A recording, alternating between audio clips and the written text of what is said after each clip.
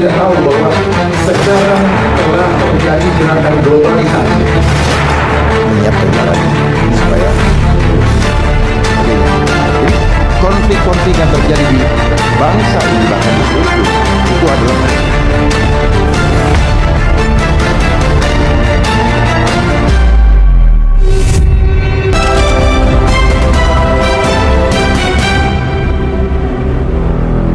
Alert Region WHO Pandemic Treatment.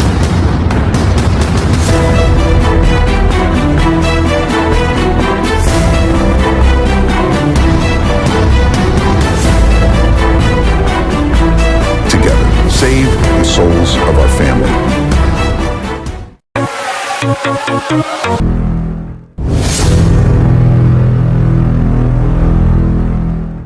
Selamat malam pemirsa, hampir 2 minggu ini Kementerian Kominfo dibuat tidak berkutik setelah Pusat Data Nasional Sementara 2 atau PDNS 2 yang berada di Surabaya diretas oleh kelompok hackers yang bernama Brand Cypher, dan banyak aktivitas kementerian yang terganggu, diantaranya aktivitas keimigrasian, kemudian ada 282 kementerian lembaga daerah yang juga menyimpan data di sini juga terganggu, terkunci datanya di sana, dan selain itu dikhawatirkan data-data ini tidak bisa lagi digunakan.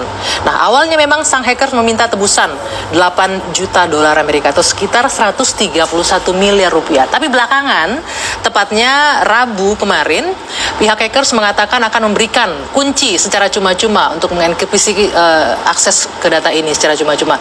Dan pertanyaan kemudian adalah bagaimana masa depan data nasional kita, apakah akan terjamin keamanannya? Kami akan berdiskusi dengan sejumlah narasumber yang sudah hadir bersama saya di dua sisi malam hari ini. Baik, sudah ada di sebelah kanan saya Bapak Dharma Pongrekun, mantan Wakil Kepala BSSN. Selamat malam Pak Dharma, yang juga pengamat geopolitik global ya Pak ya. Selamat malam Pak Dharma. Dan di sebelah sana ada Pak Sukamta, anggota Komisi 1 DPR RI, fraksi PKS. Selamat malam Pak.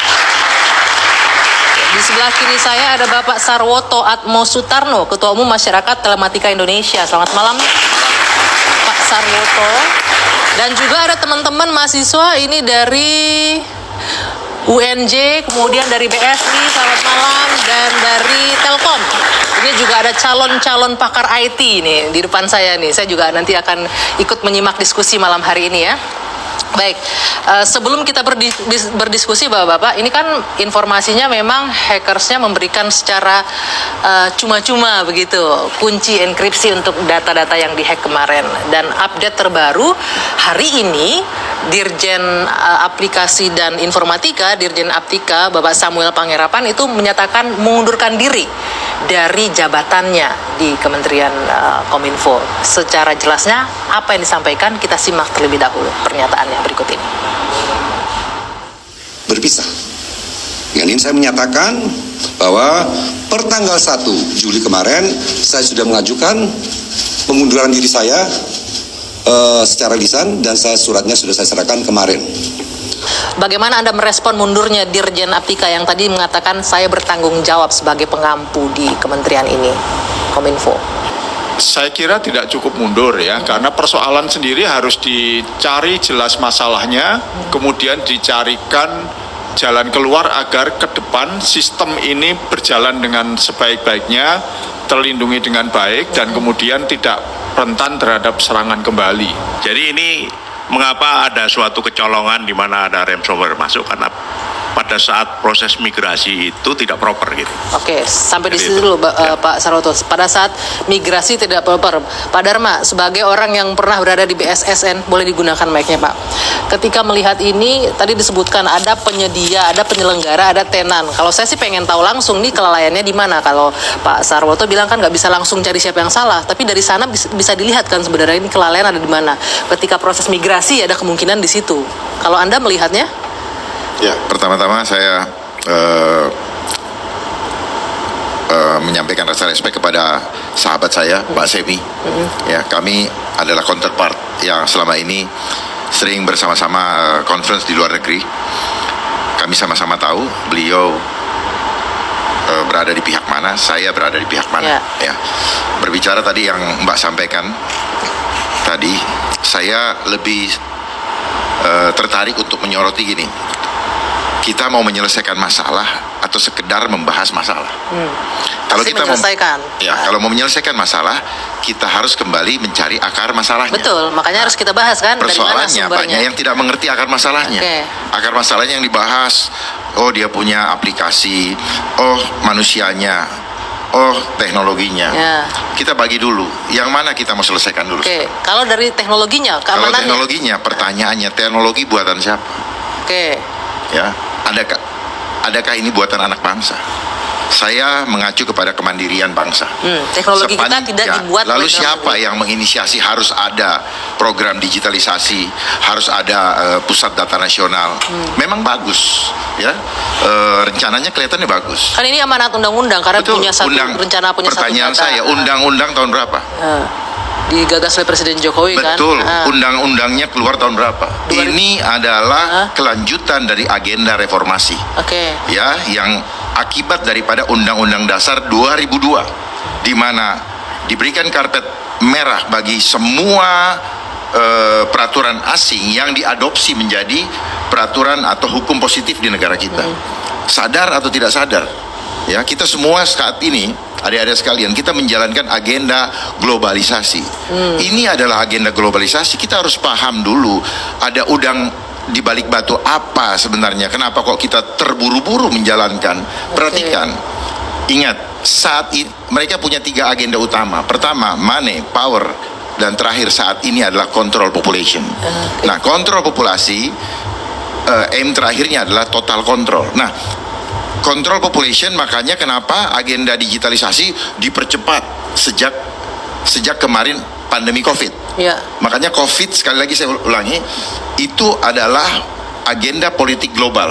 Kenapa di belakangnya ada ID, identity digital, C-nya certificate of vaksin. Jadi semua aplikasi Oke. akan menjadi ini. Pak Dharma, Ya. sebelum kita menarik terlalu jauh keluar, balik lagi nih ke masalah fokus kita Saya malam tidak hari mau ini. ditarik ke sana. Saya yang mau tarik supaya kita mendapatkan. Betul, Anda kesana. berindikasi bahwa ini ada agenda global di Bukan sini. ada agenda global, memang ada Memang agenda terjadi global. agenda global. Memang agenda global. Dan itu pemerintah kita menyadari itu atau tidak? Ya. Pemerintah kita menyadari itu Tanya tidak? sama mereka. Nggak, Kenapa menurut mereka Anda sebagai pengamat geopolitik juga? tahu mereka. Mereka tahu? Mereka tahu. Kalau pemerintah tahu, mengapa seolah-olah membiarkan ini? Kalau saya menangkapnya, jadinya ini Mari kita membiarkan. diskusi. Biar kita tahu kenapa mereka membiarkan. Apa menurut Anda? Kenapa Ya, mereka sekarang saya mau membiarkan? tanya. RPJP yang kita laksanakan saat ini, dasarnya siapa yang membuat? Itu adalah endorse dari global.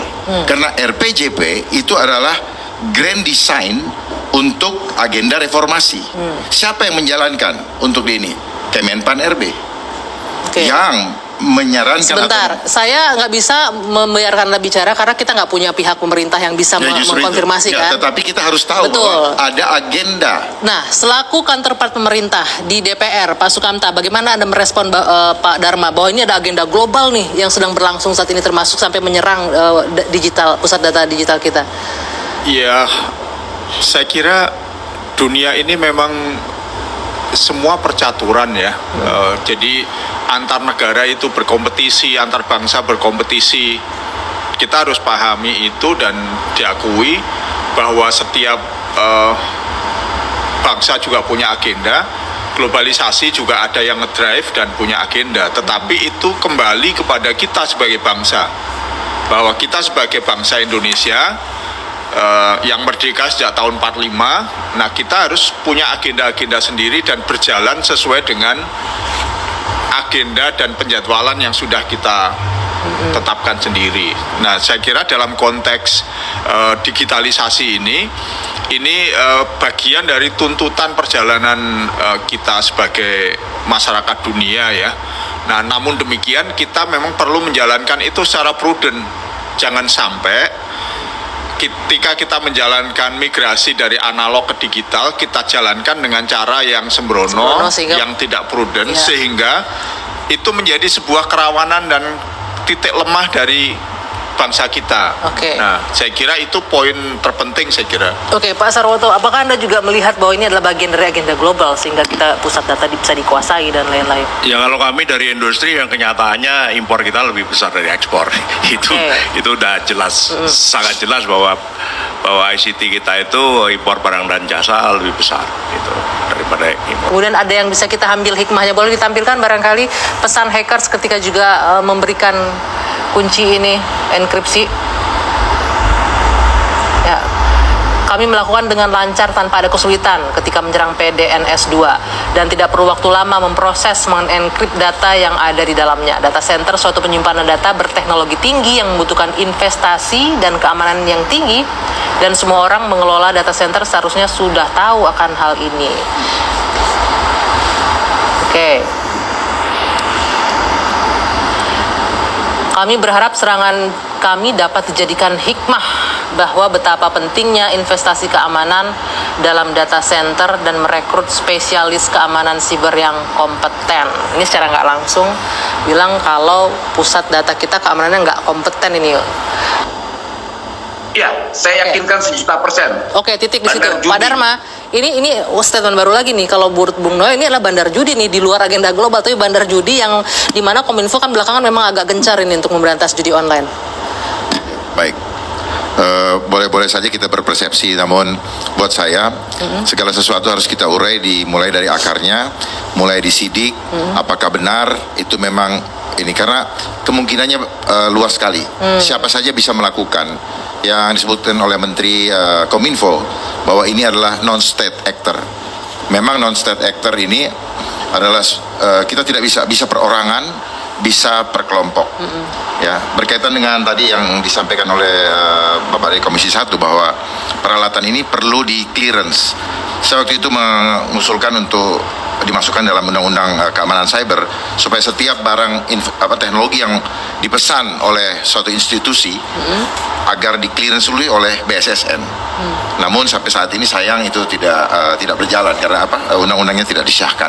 Seandainya disahkan, setidak-tidaknya itu adalah menjadi tanggung jawab BSSN yang mengampu tugas di bidang pengamanan teknologi informasi cyber ini sebenarnya. Masalahnya apa Pak Sukamta undang-undangnya bisa disahkan? Kan hal yang harus dilakukan tuh keamanan cyber. Ya, undang-undang ketahanan cyber ini sudah lama diproses, masuk prolegnas, dan memang faktanya di 2019 itu gagal.